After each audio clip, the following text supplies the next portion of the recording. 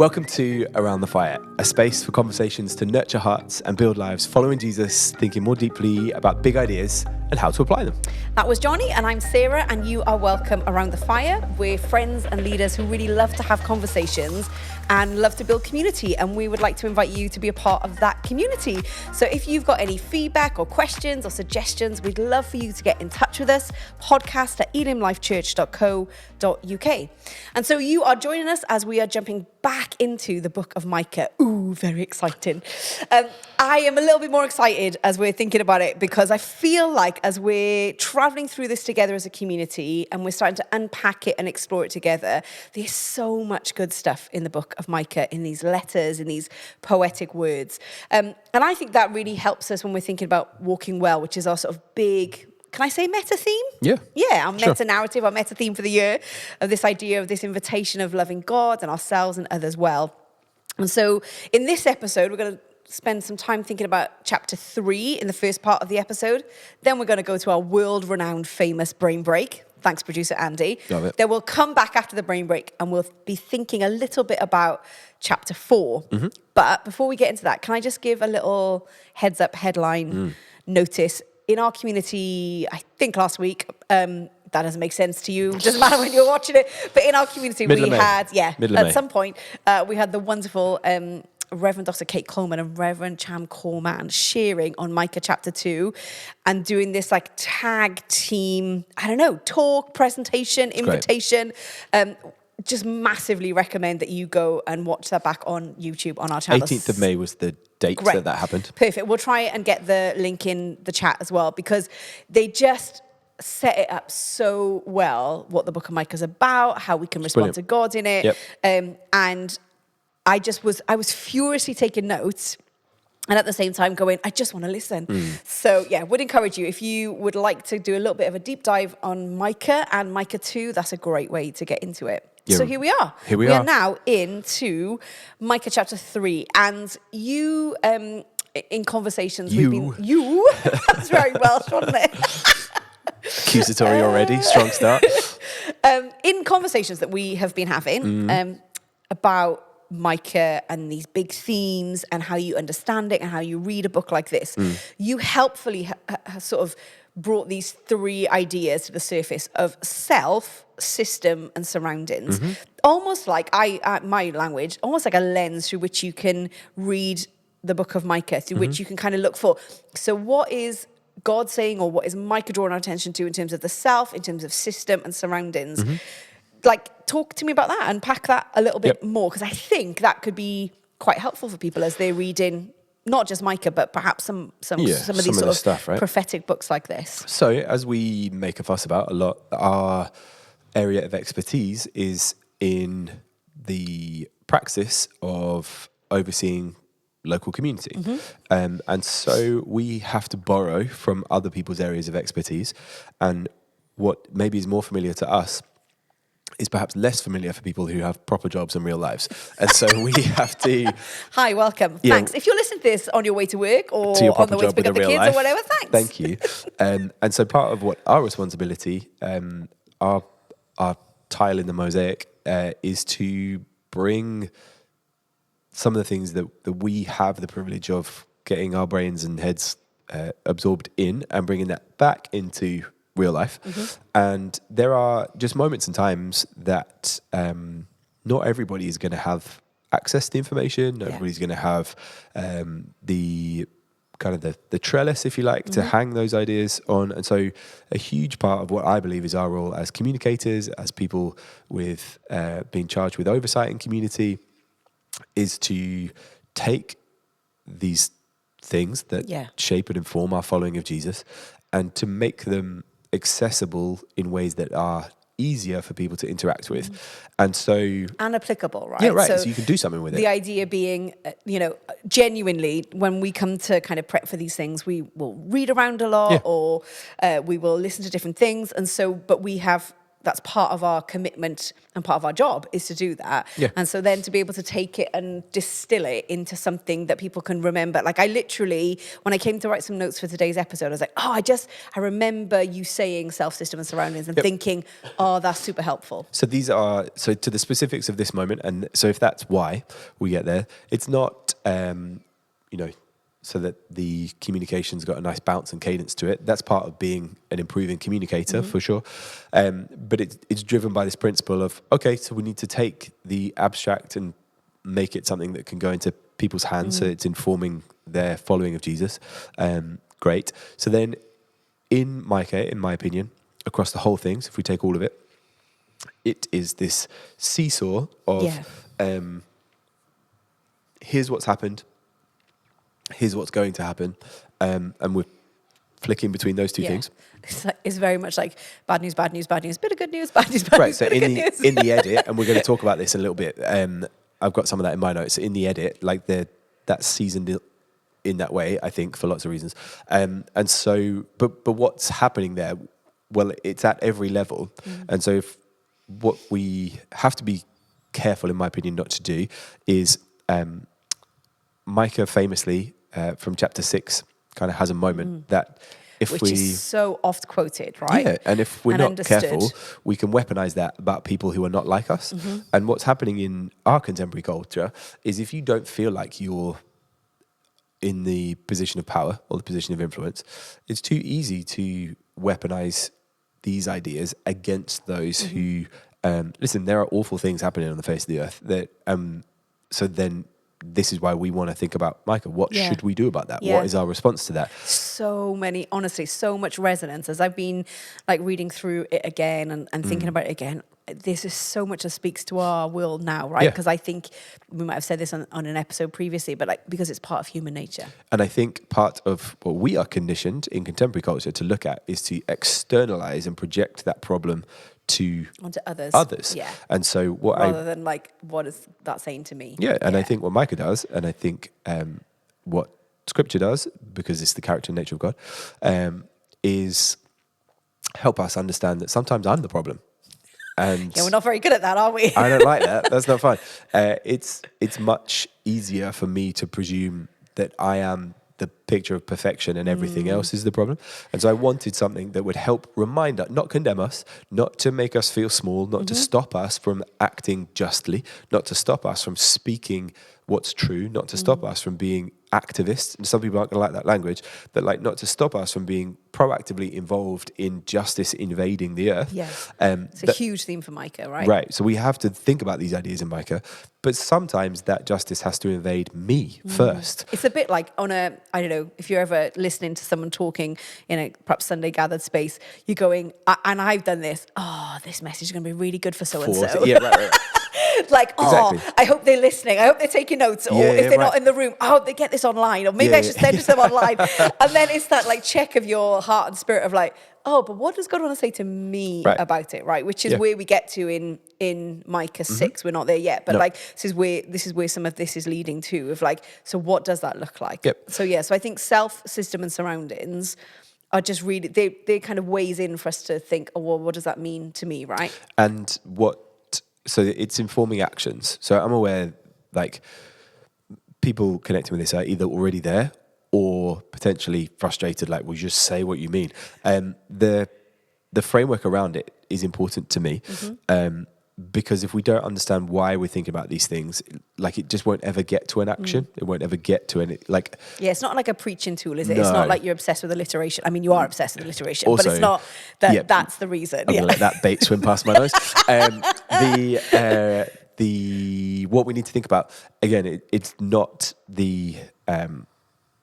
to condemn or to control, but it's to understand what are the actions. Because the actions for myself, if we believe that we are, so we would hold to an orthodox position of sanctification. That means that the Holy Spirit in me is making me more like Jesus on a moment by moment basis. And so it's not a one and done thing. I'm not saved by my practices. The edges are not rolled off by community. Those things, my practices and my community are an essential part of how I am sanctified, but it's the power of the Spirit in me that is making me more like God. And that doesn't, we believe, that doesn't happen in one go. That happens through the invitation of walking well with the Spirit and with the saints over distance, right? Yeah. These are things we talk about a lot. And that you see in Micah. You use a lot of this imagery of walking with God, or who are we walking with, that kind of stuff. Because I think there's two things that are happening. So there are bookends to those three things, to myself, to the systems, and to my surroundings. I would argue that the self and the surroundings are redeemable and are being redeemed. Okay. I would argue the system has been replaced. Okay, cool. Tell me more about that. So I think because this is part of what Micah is looking at through the figurative representation of authority, the system has just failed. So when you say the representative, this chapter 3 is aimed at the leaders, civic and religious. So those who have been given and tasked with the responsibility for helping God's people stay connected and aligned with God's ways and his words, and to build a flourishing human community around that. And they have failed miserably. But it's not just about that specific set of people, it's about how that becomes representative of part of human nature. Is that what you're saying? Yes. Yeah. Okay. And so the system has been replaced in our new covenant context. So we by Jesus. Yes. So we're stretching outside here, but this is part of the point of this conversation and how this helps us in our application. In that our expectations are not the return of a theocracy. So our expectations are not, well, if we could just get the priests to behave themselves, we'll all be all right. It's like, no, Jesus has established like his kingdom. Like, so now the highest authority is neither civic nor religious. The highest authority is Jesus. All authority has been given to Jesus. And in Micah 3, as you read through it, God like makes that clear. Like he becomes the one who mediates, and as you kind of read through the communication, you see that God is very kind of clear that he's the one that we look to in those things. Changing the system. So I've not seen it like that. So that's in part what I wanted to do, and in 17 minutes on a Sunday you can't really do that. So instead, welcome to Around the Fire. So instead what we do is we say self, system and surroundings, and hope that is colourful enough language that people go, oh, I think I know what those things are. And through our humanity we're bumping into these things all the time, and so it's not like some railing against local government. Again, in time and place, there's some civic disputes happening in our city, and this is not about, oh, well, they just need to, or only if they could, or this is entirely not the point at all. We are the people who get to go, hey, our hope is not found in civic leaders finding amicable resolutions for how budgets are spent. And whether the bin strike is sorted or not, That's none of our business. That's not where the kingdom is.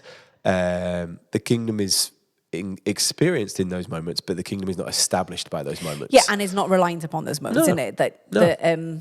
I think this is part of what Micah is trying to draw people's attention to in an old covenant, old agreement context. We had a conversation before we started recording. Like, we have the benefit of hindsight. We have all of the extra stuff that comes after Micah. We have Jesus. We have all of that. So we're able to perhaps think about things differently, but we don't know in the moment exactly what some of the things that Micah were thinking, other than to say, like, God has set a way to be ahead of a thing to do. Boom, boom, boom. Thanks very much. Call back to 2024.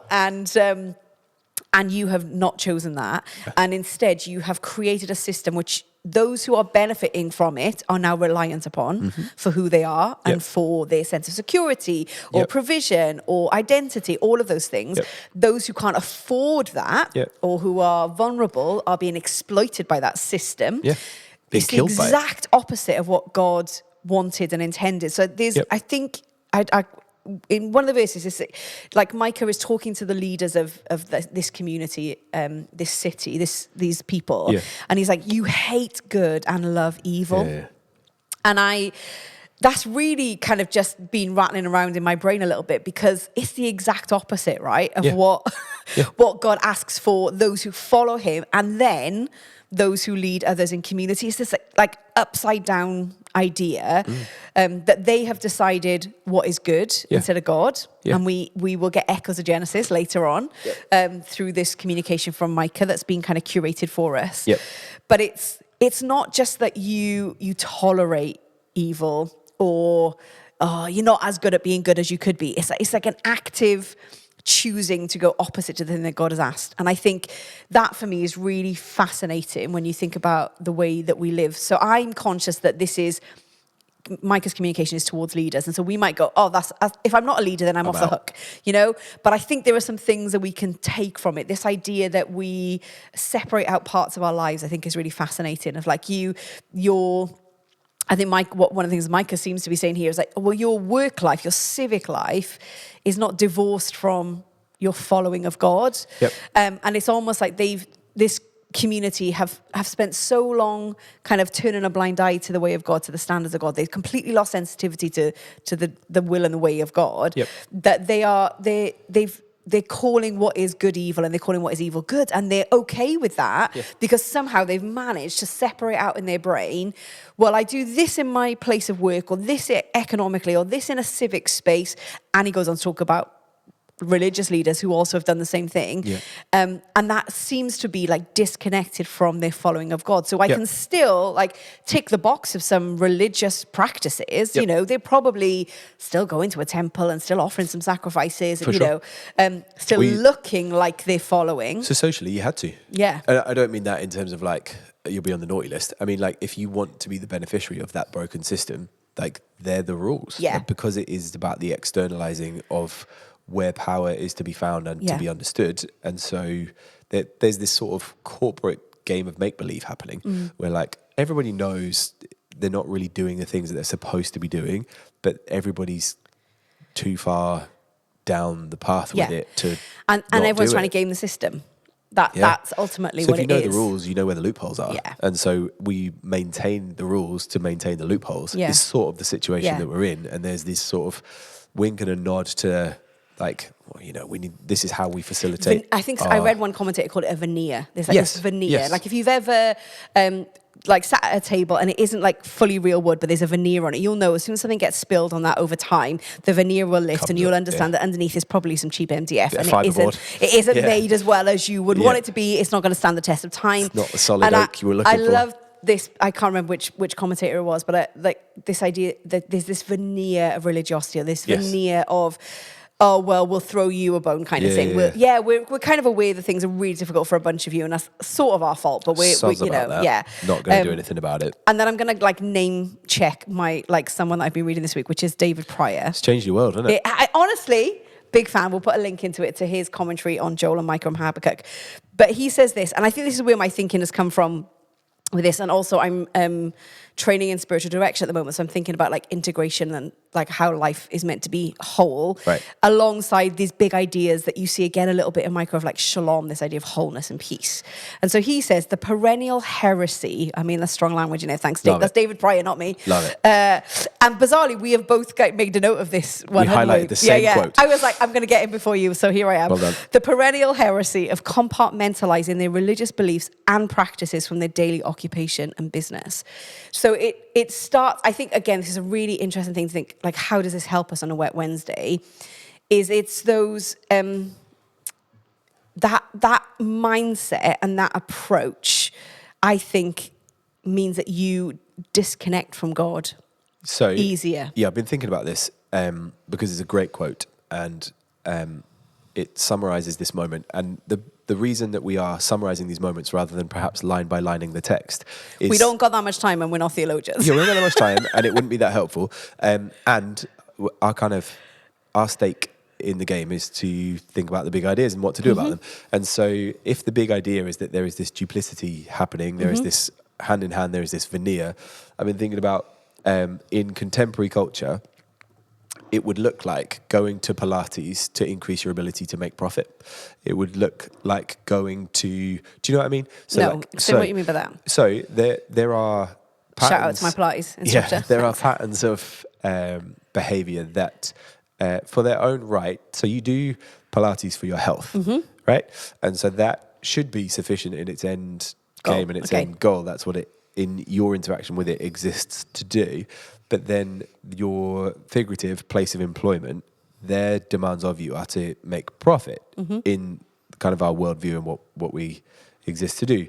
And so it would be like having subsidized Pilates classes from your employer, because they're like, well, we understand that on paper, the goal and the objective is to make you healthier, which then will make you, live longer, you'll be work harder, all of that. But so not quite yet, but like we know the stated aims of this activity is it's good for your body, which hopefully will be good for your mind, which will be good for you as a whole person. And the more, so the point you're making, the healthier you are as a whole person, just the better off you are as a person. That's not this side of the coin's objective. This side of the coin's objective is more shiny things. And so if we need to pretend that what we're interested in is the whole human and your whole well-being and your whole health, we'll subsidize, we'll let us find a Pilates instructor that will do a deal with us. Why don't you have a studio in our head office? Why don't you come? We'll cover your gas and electric. On your lunch hour. We're going to make this easy and accessible for people. Why don't you come in before your hours start and you can have a session? And you go, oh my goodness, this is phenomenal. They want me to be a whole and healthy person. Never with the intention of, from a place of health, I'm not making that exchange anymore. What health looks like and what wholeness looks like is not trading I've now become the commodity. I've now become the thing that's being exploited for profit. That's what's happening here. I was listening to another podcast. They talk about like the gamification of life or the commodification, and that's what's happening, isn't it? Is if you can afford to pay, you can buy justice, or you can trade for something that will benefit you. But by jumping into that system, you then, as someone perhaps who has been exploited, then becomes an exploiter of others. And so it becomes this like vicious cycle. And the kingdom of God is not that. And so to be clear, our tension is never with people. Our tension is with powers. And we clearly see throughout Scripture from page 2, like there is we're not dualist. We don't believe that God and Satan are locked in this like we've said this before, but it's important to reiterate the point. It's done. It's finished. Like Jesus is the highest authority. They're not equal powers either. They're not equal powers. The jury's not out. We're not waiting to see if Jesus will come through in the final rounds. It's done. It's decided. Death is defeated. Like this is a whole thing. This is a podcast, not a preach. But like there's no dualism in that. I want to be, I don't want people to hear something I'm not saying. But our tension is not with people. So it's not like, oh my gosh, should I give up my corporate job? Is that what's happening? Should I? I'm not saying you shouldn't think about it, but like our tension is not with people. People are not the problem. People are made in the image of God for the glory of God. Our tension is with the powers. You can invert, which is again part of the point, you can invert anything, apparently even the codified way of being the people of God. You can invert anything to a point where it is not serving the purposes of God, but it's serving the purposes of powers of greed, destruction, consumption of others, commodifying others, exploiting others, death. Like you can invert anything. There are powers that will convince you to give up on the ways of the kingdom and go, well, compromise here. Is it really this, that deep? Yeah, Does it really matter? Like, who's looking out for you, really? Like, why shouldn't you just cut that corner? Why shouldn't you get ahead? Why shouldn't you have, advantage in this moment? Everybody else is doing it. And all of a sudden, before you know it, we're like, yeah, it's fine. I'm going to consume somebody else for my own benefit. And this is the whole thing for Micah as you read through this book and in chapter 3 of like, everybody else is doing it, so you just crack on and do it. And so I think that feels very resonant to life today, isn't it? You will hear lots of those kind of voices and encouragement to look to somebody other than God for life or for sustaining or for protection or provision or security or whatever you want. And it's almost like Micah's kind of underneath some of what Micah is saying is like, is God enough? Like, is God trustworthy? And you see as you go through the book that Micah keeps drawing our attention to the character of God, and we'll get to that perhaps as we get to like chapters 4, 5, 6, and 7. But he wants people to be reminded of who God is as well, I think. So he kind of is speaking to the civic leaders, he's speaking to the religious leaders. This like breaks my heart, actually, when I read some of this stuff of he calls them false prophets, like those who were supposed to hear from God for the people and represent the people to God are in it for themselves, and you can bribe them to tell you what you want to hear. And that thought that someone who's given a position of privilege and given a place to influence others for God and with God would so misuse that. Yep. And Micah is like calling it out. God is calling it out because they have been given, both of them, the civic leaders and the religious leaders, in all of the communication that God has given to people, that initial agreement, covenant is the word that is often used in the Old Testament. Like, he made it clear what justice looked like, what mercy looked like, what it looked like to lead people well, what it looked like for communities to flourish and do well. And they have everything they need to choose well, to choose right, to choose justice, to choose kindness, to choose mercy. You know, they have everything they need, and they're choosing not to. That makes me really sad. And it also then makes me go, oh, okay, God, are there places and spaces in my heart where I'm doing some of that? Like, as I'm given perhaps opportunities to bring influence into different spheres, like, can I steward that well? Can I hold that like with integrity? Right. Because it would seem that this, it's almost like these little moments then become these bigger divisions, don't they? And so we are hundreds of years down the track with this particular community of people who have turned away from God's ways. And again, David Pryor was quoting this, and I know we had the conversation about this earlier today when we were sort of thinking about what we were going to talk about today, was like, to embrace justice means more than simply enforcing the law. Yeah. I mean, I need to not trigger myself here. And but I noted that because I was like, I think sometimes we can be tempted, well, I've done the letter of the law. Yeah. And then we get to like a new covenant idea, Jesus kind of kingdom idea of actually it's about the heart of the law. It's about, that idea. So not, what is God saying about that? But they knew the letter and they knew the heart of the law, and they just decided not to. Yep. Yeah. That's, and this is why, again, for the 100th time on the podcast, which is why can't find like my ideological universalist preferences in the text, because there is consequence for choosing self-sabotage. Yeah. There's consequence for choosing to turn your back on what's good, and what's good belongs to God. And so then God gets to decide what's good. And it doesn't have to be fair, according to me. It doesn't have to line up with what I would like to happen at the end.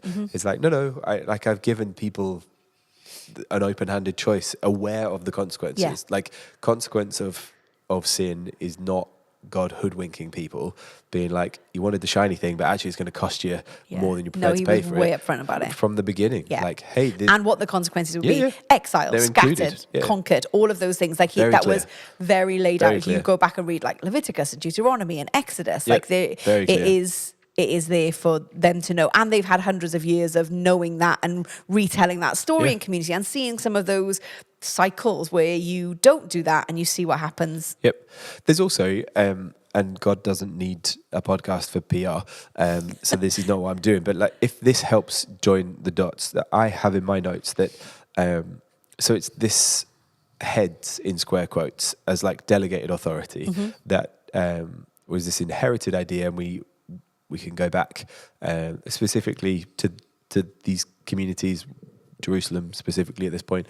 They inherit these ideas from Moses, and they know the legacy and the heritage of how they've got the systems that they have and the organizations that they have, but these heads as pictures of delegated authority. So to your point earlier where we're like, well, this chapter's for leaders, so like, if that's not what my function looks like, then why should I worry about it? I think you should be very worried about it, because it's so in this moment, government is supposed to be the guardian of justice, and they're not doing that. Yeah. And the reason that's significant is because they are delegated authority. Well, delegated from whom? Well, from God. And so now, again, this is complex for us because our systems don't work like this. But for this community, there's a direct line and a direct link between any authority that you have in community is as a representative of God. Yes. And so the minute you stop doing that, you're now not representative, are you? Yeah. You're now your own version of what you would like power to look like. And it turns out when we're left To our own devices, we turn power to the point of consuming each other to death for our own benefit. And so anything that was supposed to be communal has collapsed. And that's not the behavior of covenant people. Yeah. That's the tension here. Yeah. I also, just two more things. I like that. No, I like it. I'm making notes because I'm like, let me remember that. I like it. Just two more things on that. If you are like, well, I'm not a leader, and you are exclusively attributing that to a position of function or administration, either in your faith community or your employment or your whatever, if you are a follower of Jesus, if you're a Christian, if you're apprenticed to Jesus, if you have faith, then I would encourage people just to go and have a little read of 1 Peter. 1 Peter chapter 2 is where I build out some of these ideas of like being reminded that no, you're a royal priesthood. Yeah. And in this moment, the reason I'm tapping that is because yes, this is to civic, but this is also to religious leaders. Yeah. So now all of a sudden that starts to feel a little bit nearer closer to us. Yeah, I'm like, oh, okay. What does that mean? Now I understand we can't create false equivalency. That wasn't a direct instruction. But I think the principle is worth thinking about.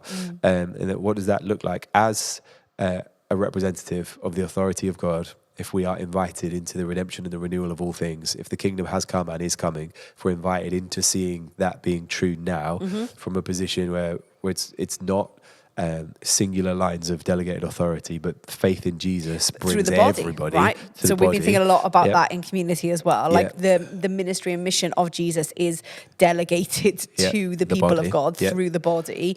So that means that we then embody who Jesus is.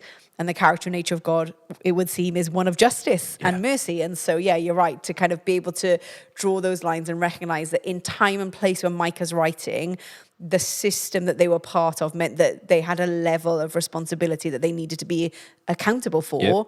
But when you look to Jesus, we're all invited into that, right? No, but I think invited to participate in that as well. Yes. That's a healthier way of saying that. And there is an element of responsibility that comes with that. We don't want to be shy about that and pretend that that's not the case. There are still those encouragements and I don't know, commands, exhortations from God to love him and love others and love our enemies. You read through the Beatitudes and the Sermon on the Mount that we were doing a little bit earlier in the year, and you see this picture of the nature and the character of Jesus and what it looks like to follow him. So if we are to become like him, and then we are all called to be witnesses. This is the other thing I was going to think about, was in Acts 1:8, Jesus leaves them with this kind of, some of these parting words of his was like, you're going to be filled with the Spirit to be witnesses to Jerusalem, Judea, Samaria, and to the ends of the earth. And we've talked often and used terminology of like, those like us, those a bit like us, those not much like us, those who are definitely not like us. And so we are then to be witnesses to who Jesus is, and we're to embody that. That's still, that is our invitation in this new covenant kingdom call.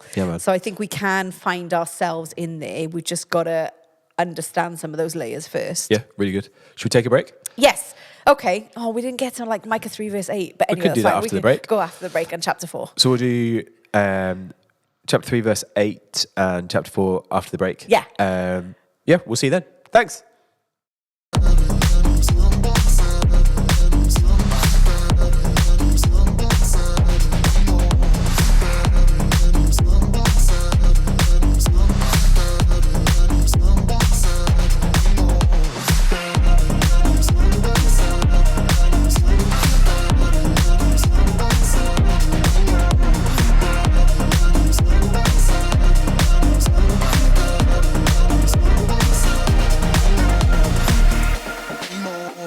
Welcome back from the brain break. Hope it was a good brain break. You hopefully were listening or watching. Hi, welcome. We're on YouTube now. To us talking a little bit about Micah chapter 3. And so we just want to pick up one more verse from Micah 3. And then this part of the episode, we're going to talk about Micah chapter 4. I felt like I needed a big 4 in the moment then. Get the energy up. Thanks. Great. Yeah. So Micah 3:8. Let me just read this. So in this whole chapter in Micah 3, talking to people who were supposed to represent Jesus, represent God and justice and mercy and all of those things, have not done a really good job of it. And then Micah sort of draws this contrast between how others are living and leading and where his source of strength is, or where perhaps, I don't know, his power comes from. And in verse 8, it says this: but as for me, Micah talking about himself, there's only 3 places in all of the 7 chapters that Micah talks about himself, and this is one of them, where he draws the attention to himself. And he's like, but as for me, I am filled with power, with the Spirit of the Lord. I'm filled with justice and strength to boldly declare Israel's sin and rebellion. And I just thought there was something about how he referred to himself, how he referred to where this delegated authority had come from, and this power, remembering that he's from rural areas, he's coming and speaking to centers of power and administration. And yeah, just this sense that he was somehow found the courage and the conviction and a means to speak truth to power. And I think there's some things about that I thought was really interesting. I think like learning from him, going, oh, okay, so recognizing where that authority comes from, recognizing that it's God's Spirit that's in us, that enables us and helps us and empowers us and, you know, gives us the words to say, how to say, when to say, because there is something in the makeup of who we are as we say yes to following Jesus, that we know when things are right or wrong, right? There's an element of that in that. So, but that Micah is saying, hey, it's not that I've just looked at the state of the world and gone, losers. Right. It's not that I've just looked at the state of the world and gone, oh guys, come on, we can do better than this. He's going, no. My sense of authority, that delegated power, why I'm doing this, how I'm doing this, and in the power and the strength of doing this is because of the Spirit, is because of God. And when you're then following God, it would seem that I read it as he's saying, you can't but help but be infused with this sense of justice and looking at how power is misused in here. And so that seems to be like, I think one commentator called it like the heartbeat behind his ministry, like why he's doing what he's doing and how he's doing what he's doing. And I just thought that was really interesting because he's in that culture too. Yes. So he's part of that society. He's part of that culture. What is it about him that means that he hasn't been tempted to become, or maybe he has, we don't know. Like he's looking at these prophets and he's calling them false prophets. And we know he has other contemporaries, so he's not the only one speaking out for justice and for God, but he is in a minority. So it would seem that there's some kind of connection between following the Spirit, knowing the Spirit, recognizing the power and authority comes from God, and that is part of God's nature is justice and mercy. And that's how he's able to reflect that. And I just thought that was maybe an encouragement to some of us to go, so how do we become more like, you know, in this context, how do we like learn from Micah's life and not from those who got it disastrously wrong? And maybe one of those could be, okay, there is a temptation perhaps to go with the crowd, to go with that flow, to maybe, yeah, do you know what? This is harder. This does feel like the harder path to take. Yeah, I just thought that was interesting. It's great. It's really, really helpful. It brings some clarity in the distinctions, is what I'm hearing you say, in that why Micah, right? Yeah. Like why, to your point, what makes him truth contrasted to what he is identified as false. And it would appear that it's the Spirit of the Lord that does that, and his ownership of his dependence, his ownership of like, no, like this isn't, so again, I'm trying to cloak it in some contemporary language. He's not trying to establish like his own anything. It's not about my credentials. No, he's like, also, it might be needed just to stay quiet and out of the way. Do you know what I mean? I mean, it definitely was. Yeah. Like this was not popular. It helps us, and we like it in our day and age because we identify with Micah, and that's okay. Like we're allowed to do that. But we know it wasn't a popular message. We know it wasn't received well. We know it like this wasn't, because this is, again, I'm repeating what we have already said, so I'll be brief. But like those who wanted to hear the quote unquote voice of God knew how to get what they wanted. They had in their employ the people who were going to tell them what they wanted to hear. Yeah. And this wasn't that. Yeah. So we know that this wasn't safe for him. This wasn't easy for him. It wasn't something that, I don't know what that looks like, getting up in the morning, knowing that that's what you've got to travel into town to do. Got to go boot off again. Hey, guys! Like that, the humanity in that is worth some consideration, because then really quickly, the false comparison starts and you go, well, I couldn't do that. And Micah's like, I couldn't do that. Yeah. That's kind of the point, isn't it? The power of the Lord is what does that. Like the Micah is not to be emulated. The Spirit is to be, embraced and walked with. And that is the point that Micah is making. And again, I might be... And that would have been possible for all those others as well. Yeah. Right? That would have been available and accessible for people. I might be skiing off the path here a little bit, but if we have a lens to look for a type of Christ in every communication of Scripture, then I wonder if Micah in this moment is giving us a type of Christ. Well, my brain is going, his contemporary Isaiah, who does Jesus quote when he opens a scroll and announces the kingdom, announces that, like, I'm here. I'm thinking of Jesus' baptism as well. It's some of those moments, and so we see... Like, the Spirit of the Lord is on me too. And we see in this moment through Micah, not through Micah's fault, but through Micah's not being God, like a failed version of what will be fulfilled in Jesus. There are faults in the foundation in Micah because he's not God, but the one who will be perfectly filled with power to proclaim justice with might, and to let Jacob know of his transgression and Israel of his sin, is coming. Is coming. And so from the beginning, middle, and end, that it always this is our eisegesis, which is now important to recognize. That's not a problem, but we're going to own that. We're looking for Jesus in the text. I'm reading Jesus into the text.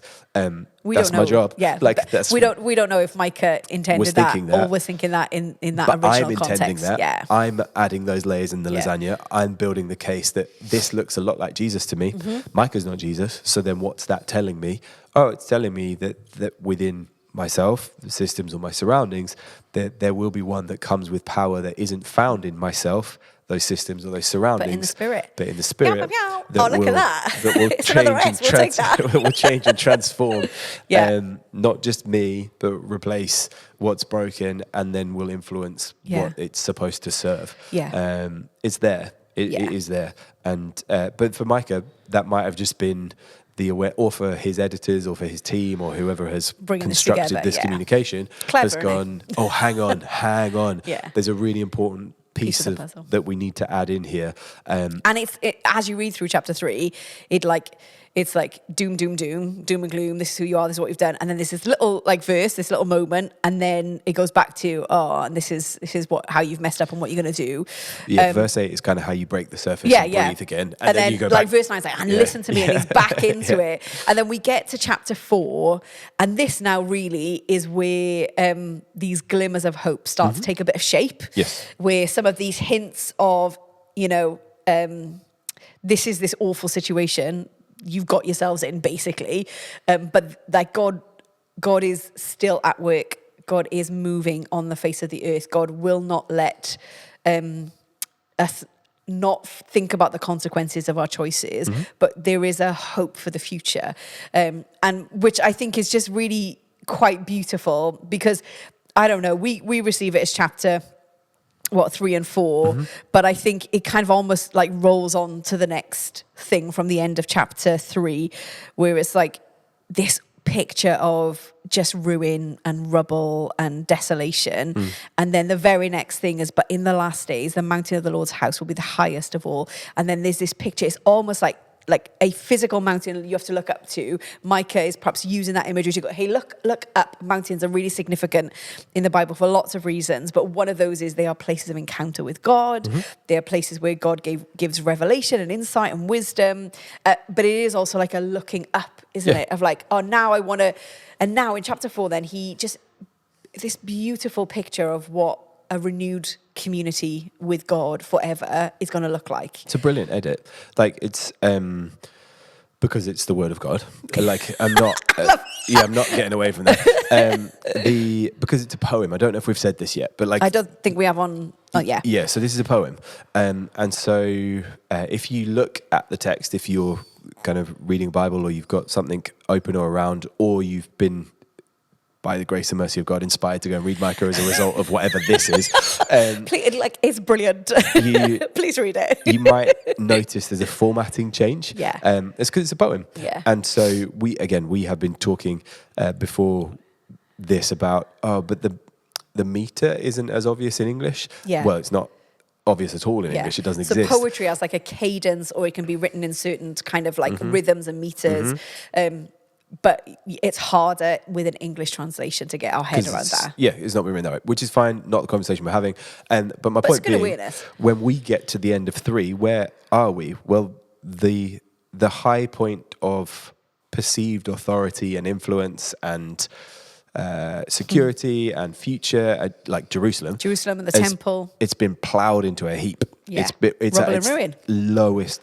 lowest point.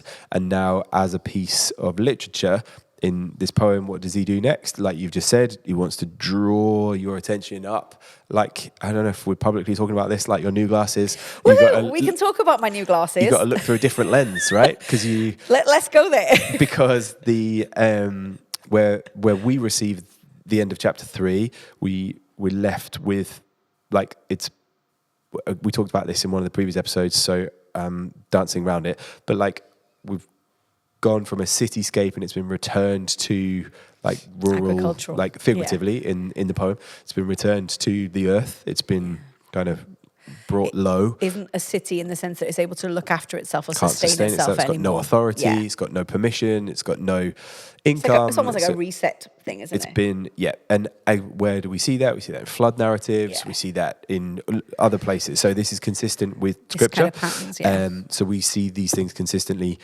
throughout, so that's okay.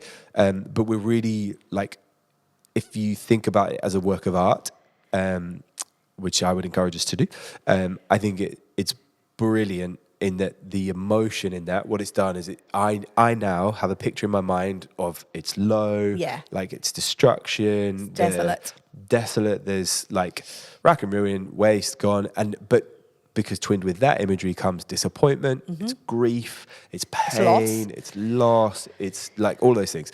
Now what does he do? The very next thing, lift up your head again. Okay, so I'm going to cross-pollinate references here. Where does my help come from? Come on, Psalm 121, Shabbat, let's go. One of my faves. Right. So these things are supposed to work together. And this is done out of that tradition. That tradition belongs to this people group. Yeah. They know how to tell this story. They have other writings in culture to be like, oh no, how do we reset ourselves out of moments of destruction? Oh, we lift up our heads. And we look to God. We look up. We look to God. My help comes from the maker of the heavens and earth. Like, and a call back to chapter 1 where God is in charge of all those things and over the mountains, over the earth. In fact, they melt like wax before him. So it would be, if you want to do a little chart of mountains through Micah, I think that would be a fascinating little study of like, because they mean slightly different things in different places, but they're drawing our attention to the story of God and to the narrative that would have been known, and to find yourself in the story of God, to go, oh, now I love that picture of like, oh, now we're here, but we're not here forever. And not to over exhaust my own like analogies and uses of language, but like we reach a point as readers, let alone recipients of this communication, we reach a point as readers where we go, oh, anything in myself, the systems or my surroundings that I thought was a picture of hope, of salvation, of triumph, of glory, of goodness, of mercy, of justice, any of that stuff is on the floor. It's been plowed back into the earth. Anything that I thought was going to save me, deliver me, sustain me, anything that I thought was the whatever has been left plowed back into the earth. What do I do? And he's like, look up, look up. Like God's coming. And now comes this prophetic picture of the kingdom of God. Now that's we've denied about this, but this is our lens. Future, so Micah talks about the Lord's future reign. And lots of people and commentators and theologians will have lots of different ideas about what Micah is pointing to. I don't think, and again, lots of commentators will say that we can necessarily land specific sort of times or ideas about like end times or future or what all that looks like to this. We can't like It's put not it history, over. it's prophecy. Yeah, but it is clear that it is something that is coming and future and is linked to God coming to renew and restore the whole earth. And so we are comfortable talking about it as this is a picture of the kingdom. This is a picture of Jesus from his first coming until, you know, whatever comes next. Like this is a picture of what Jesus is building, what he's about. And this beautiful picture here that like this nation, these people, this city has been devastated. No one's looking to them for anything. And then all of a sudden, because of what God is up to and what God is doing and what God is able to do with people who will follow him and walk in his ways, others then will stream is the word, which, you know, Jerusalem was landlocked, you know? So this picture of like streaming to this place of encountering God in hope and reality. And it says in verse 2, I love this, come, let us go up to the mountain of the Lord, to the house of Jacob's God. There he will teach us his ways, and we will walk in his paths. For the Lord's teaching will go out. And then it continues about how the Lord will be the one, the leader. We referenced in the first half of this episode. So, but I love this idea. This idea of he will teach us his way and we'll walk in his paths is not this like one time only, he'll give us the agreement again. Yeah. It's this picture. I was doing a bit of work around this. Anything that Micah uses to talk about walking or learning the ways is this ongoing relational picture. Amazing. So what we've seen in chapters 1, 2, and 3 is how people have taken the ways of God and made it transactional. And now Micah, I think, is trying to go, no, it's always been about walking with God. It's always been about this intentional, humble, continuing, steady, walking well. Ongoing. Yeah. And so the picture, because he kind of talks on at verse 5, like forever and ever. Right. He said that there's this eternal walking with God that is going to be available to people that we would see Jesus coming to announce with the kingdom, right? Yeah. Amazing. I've been scanning through chapter 4 as you've been talking, and I think the ability to hold those ideas in your mind as you engage with this matters. I think it's really helpful. I think we would be advocates of people engaging. Let me frame that properly. We would encourage people to come to the text with the right tools for the text. And so to know that it's a poem lets you bring the right tools to the text. Yeah, really good. And that it's going to give you the capacity to engage with some of that language and to be less distracted, maybe. I want to be respectful, but to be less about trying to squeeze it into... Or what it happened in history at this point and that point, yeah. Which I think we have done, you know, the worlds that we're part of. We've wanted, I think because we want certainty. Right. And so we want to be like, no, this was prophetic. So we've seen it come true here, here, and here. Yep. Whereas when you understand that this is a poetic picture of a renewed and restored community, and you understand that God is renewing and restoring the whole of earth, and that Jesus is the one that comes to redeem all that, then you can kind of almost allow yourself to breathe a little bit with that and allow yourself to see the expanse of that and the mystery of that and the beauty of that and of what you're invited into. I think you're right, without feeling like, I've got to attach it to this specific thing. So for example, genuine truth now, I'm listening to a podcast recently on the Icelandic sagas. Thanks very much.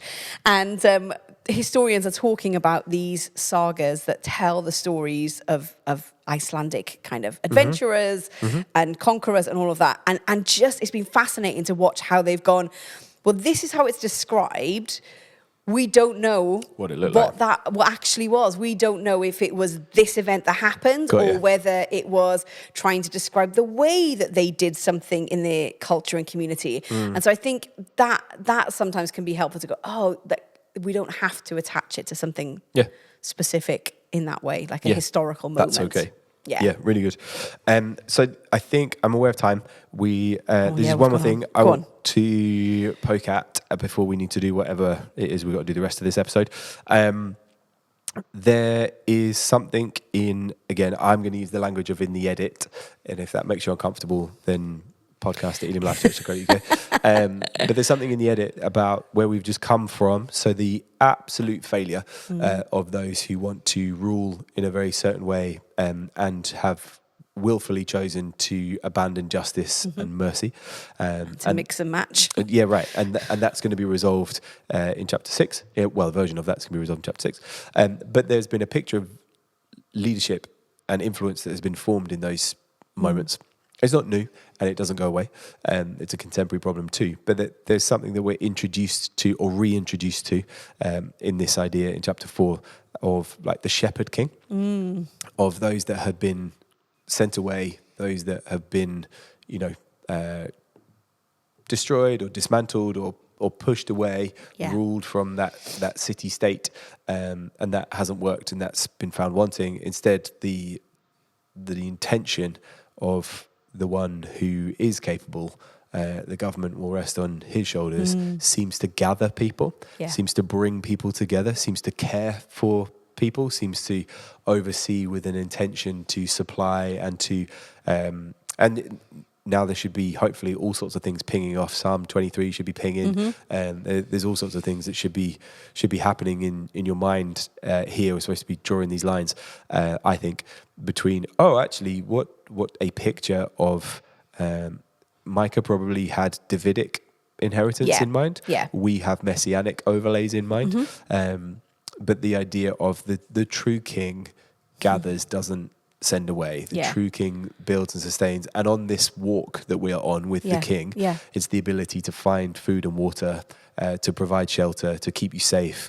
That even in moments when the idea of walking forever, unless you're like one of these people that walks over hills for fun. Like some of us need a break. Do you know what I mean? Like some of us want to take the backpack off every now and then. But a shepherd king gives you the ability to rest in safety. It's not like more all the time. You're not defined by your output or your production, or how the neighbours are coming and they're going to take all our stuff. So you can't sleep, you can't rest because somebody's got to take the night watch and somebody's got to keep people out and we've been given this picture of like, no, you're safe. Like I will let in who's supposed to come in and I will keep out what's not supposed to come in. And that, again, that's not about people, that's about powers. And so what's not supposed to come in is the influence of self-sabotage, the influence of like, no, consume, defend, keep out, war, like famine, commodified. Like, don't worry. The shepherd king keeps all of that where it needs to be. It's clear. Like, it's not just like the absence of war, but it's the like presence of peace. The presence of peace. Yes, which is massively different to anything that we've seen in the previous 3 chapters. And part of the point that Micah is making. If it's in the middle, it matters, and we're in the middle. In the communication. So, and that we can trust him. Verse 4 says, "The Lord of Heaven Armies has made this promise," and it's like that's almost like a title for someone who is in charge, for someone who has the power and the ability and the authority to keep those promises that this is coming and do what they say this is what do. God is about and what he's doing. So, really good. I mean, there's loads of stuff in Micah 4 as well that we didn't get a chance to get to, but I'd encourage you to go and read it. There's some lovely pictures about, even if you're like, there's loads of like birthing imagery and being in pain and labor, but that God is still active and present even in the trials and the challenges, and that sometimes the surrounding nations wouldn't necessarily see or understand that even as the consequences come to their actions, they may not understand that God is at work in that as well. So loads of that. Well, anyway, let's kind of finish our episode with some prayer. Let's do that. I'm going to lead us in prayer.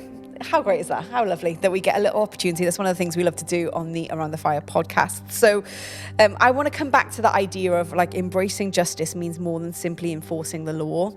So what do we, if we are called to embody Jesus, if we are called to represent him, if we are called to bear witness to him, like what do we want to do with what we've been given?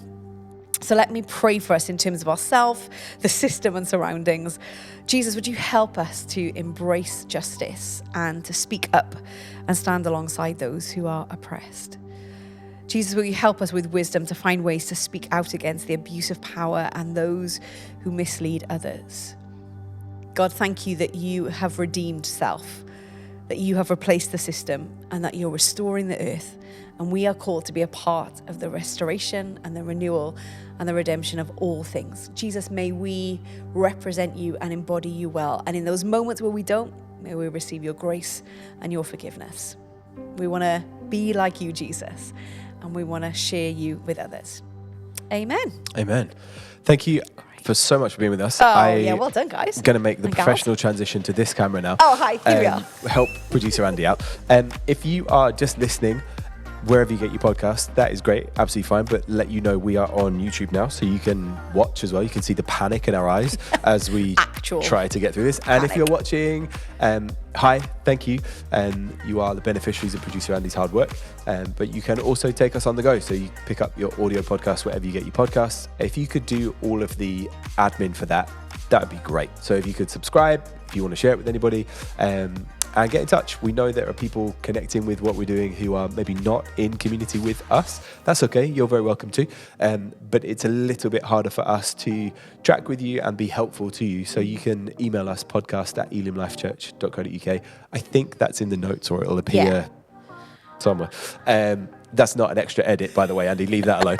But yeah, get in touch. And we have got 2 more on this. Yeah, so we're going to look at chapters 5 and 6 in the next episode. And then whatever we haven't talked about. Yeah, 7 and whatever I'm talking about. 7 and change in the next one. So and then we'll see them. we've got a guest episode coming this month as very well. excited. Very excited. So we will see you really, really soon in the next one. Thanks. Bye. Bye.